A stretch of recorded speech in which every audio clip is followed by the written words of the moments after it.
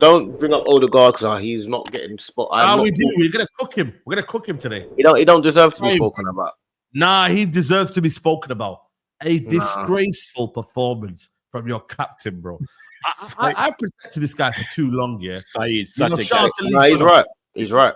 Shout out to Lee Gunner, yeah. Me and Lee Gunner have gone back and forth, and I've been always defending Odegaard. Be like, yo, man, he's all right, man. He's tidy on the ball. He affects games. But he's been seeing the guy that's been hiding, been not really getting involved in the game, being afraid, being weak, being slow. He actually slows your game down, you know. Odegaard. It's terrible. It was absolutely easy. He's meant to be a number 10. Since when did 10s become a player that slows a game down?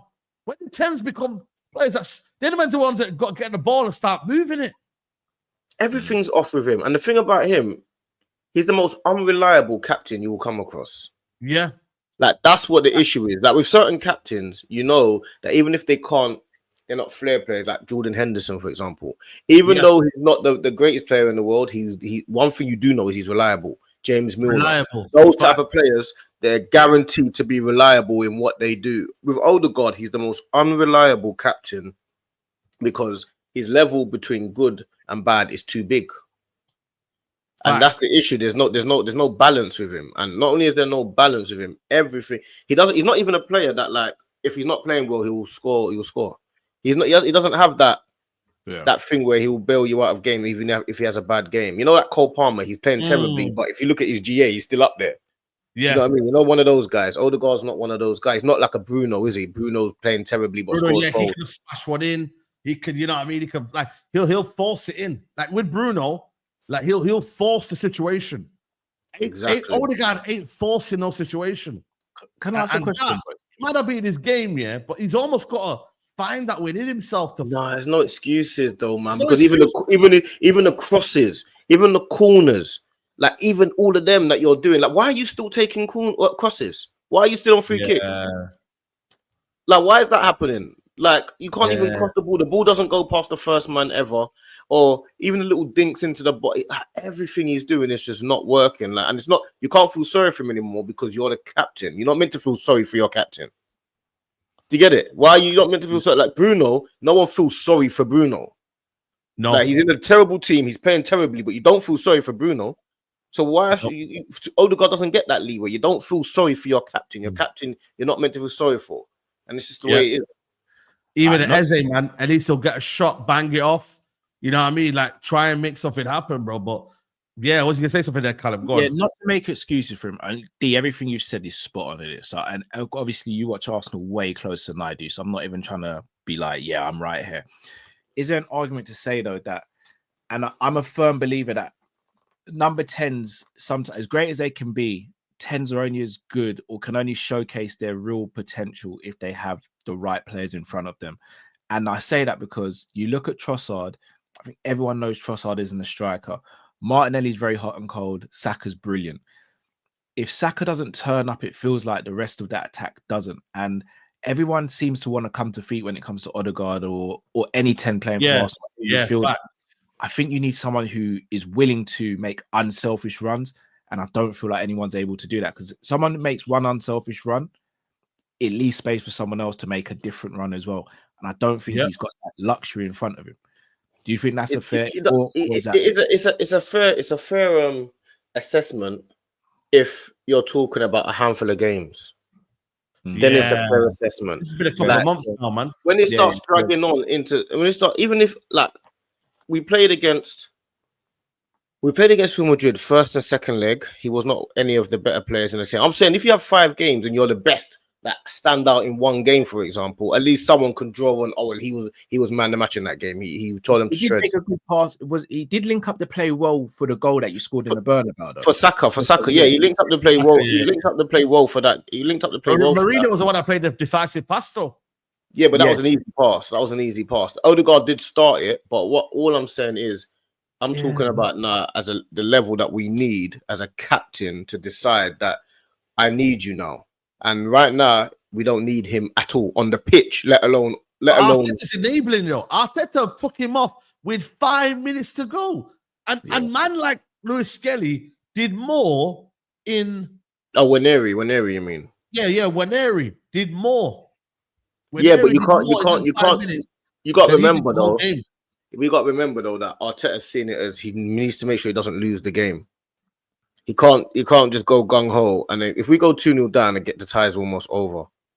So I feel like that's what that was, to bring him on, maybe get something. But Odegaard's in a real battle with Ranieri in the next season or so, because or even just getting Odegaard to maybe play as an 8 and then getting a 10. He doesn't deserve that luxury, Saeed. Why should you reposition a man because he's not playing well in his favorite position? You don't deserve that luxury. But he's a captain, you can't really. Listen. There's times when Bruno Fernandes has poor games, but you can't really take him out of your team because he's a captain. When you have a captain, it's difficult. Like, who's your captain? Is it Van Dijk in it? So that's never going to happen anyway because he's never been on bad form. But you'll have players that play for certain. Virgil had a bad season the season before last. But you don't take him out, though, the team. You don't ever take him out. That's the difficult moment you've got. You have to have a strong enough manager say, yo, you're not playing, bro. You're not playing. D, you just said a very good thing there. You said Ranieri should be knocking on the door now. The question is, and again, I'm saying this as an outsider, I don't see Arteta dropping Odegaard for Ranieri. Ranieri should and neither would I technically right now. But the point is, it's a conversation that's not supposed to be had. We're not supposed to be sitting on a stream thinking, should you drop Odegaard for Ranieri? He's 17 years old, for goodness sake. Yeah, but he's got the quality, man. Yeah, but you shouldn't be thinking when Van Dijk's in the team and you got a young superstar coming up like Konate, you don't think, maybe Van Dijk should come out for Konate, do you? No. You think you should partner him with him. That's what you do with captains. You find a way for the youngster to come in with the captain. You don't think the captain should be replaced. The captain's getting subbed off. Why is the captain? The captain's coming off the pitch. Yeah. When we need a goal, he's an attacking midfielder. He's not a defensive midfielder, Saeed. He's an attacking midfielder, though. Of course he is. What is he there? He's not a defensive midfielder, is he? I wouldn't say he's an attacking midfielder, though, man. Oh, come on. I would say he's a player that loves to drift in between the lines, but I wouldn't say he's an attacking midfielder, Odegaard. He's an attacking midfielder. No, he's not. He's a controller. He's almost like a. What is he? He's not attacking midfielder, Oh, was he like he's like an Iniesta type player? He's almost an 8.5 almost. Iniesta's an attacking midfielder. Iniesta's an attacking midfielder. I would still say he's more of a 10 than an 8, though, personally. No, I think he's more of an 8 than a 10. Yeah, but who would you compare? All the players that you compare him to, he's not in the defensive side of the game, is he? It's almost like a Pedri kind of example. No, he's not. It's like you can control the game when you need to. Or maybe a De Jong, or maybe a wrong example, maybe a De Jong Tanner. But even De Jong, De Jong. I want to stick to Pedri. Pedri can do the attack. De Jong, and bro. Dictate the game. Bro, De Jong's like Rice. No. Oh, what are you joking? No. Maybe a Harvey Elliott, and maybe Harvey Elliott kind of he drops in. But who's like a Harvey Elliott? De Jong. I would say the position-wise, not the player. I think Gravenberch is more similar to De Jong than Rice is, to be honest. Yeah, but Odegaard is nothing like. No, I think Odegaard's a 10, but I don't think, for whatever reason, whether it's the system, I think it's more the system and him. It's not one or the other. Yeah, it's more the system as well. Yeah, but system as well. I don't think he's an 8. I think he can play as an 8. I don't think he's an 8. I think he's a 10. He's just not doing what he should be doing. But at the same time, you guys need a striker. Like, because it wasn't not last season, the season before. Didn't he get a mad amount of assists when Jesus was in the team? And then like this season is falling off. You got the injury earlier on in the season, and I don't think he's a bad player, by the way. Odegaard. This is not an Odegaard kind of like we're saying he's a rubbish. No, but he needs it. He needs it because he might see it. He needs cooking though. You need to cook the brother. You have to tell him, you Marino's outperformed you in the Champions League. Marino. Yeah, but Marino's not as bad as people thought he was. Marino was one of our best players today. Yeah, but at the start of the season, Marino wasn't performing and people was like slagging him off. He's developed, he's got well in the system. Marino's outperforming you, and he ain't a creative maverick. He is not a guy. Marino's a actual midfielder, like a proper 8. You know what I mean? Yeah. Marino's probably a bit more defensive minded than Odegaard is. You understand what I'm saying? Like Marino's a defensive kind of 8 that can play football. Odegaard's an attacking player. He's not a defense. Yeah. There's no defensive player in him at all. Yeah. Like, Yeah. well, he might run around a lot, but he ain't a defensive player. And at the end of the day, he's in a bad spot because he's going to go back there. He's getting taken off for a 17-year-old when we need a goal. But he always gets taken off, D. He always get, bro. You're going. Yeah, but I'm talking about in the semi. I'm talking about in the semi-final of the Champions League, bro. He's been taken off in the time when you need to win a title, bro. No, every game I see him get taken off. Like every big game, I see him get hooked. Like he gets taken off when we need a goal.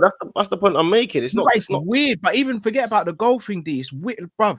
Saeed, you can speak about your captains from the past, bro. You see, if we're a goal down in the 85th minute, and I see Gerrard's number come up on the board, I'm losing my mind, bro. Go mad. Yeah. But you wouldn't if he was playing badly for a year. No, you're right, bruv. It happened once. We were playing the Merseyside derby against Everton. It was 1-1, and Rafa Benitez took off Gerrard during the game. And bruv, if you saw the state, Gerrard's face was like, me. You're taking me off. Bruv, the Everton fans started cheering, bro. The Everton fans started cheering. Now, granted, we did get the winner in the game, but bruv, anytime we needed a winner, Gerrard weren't getting taken off. Bruv, Keane's not even a goal scorer. Keane ain't getting hooked. Never getting hooked.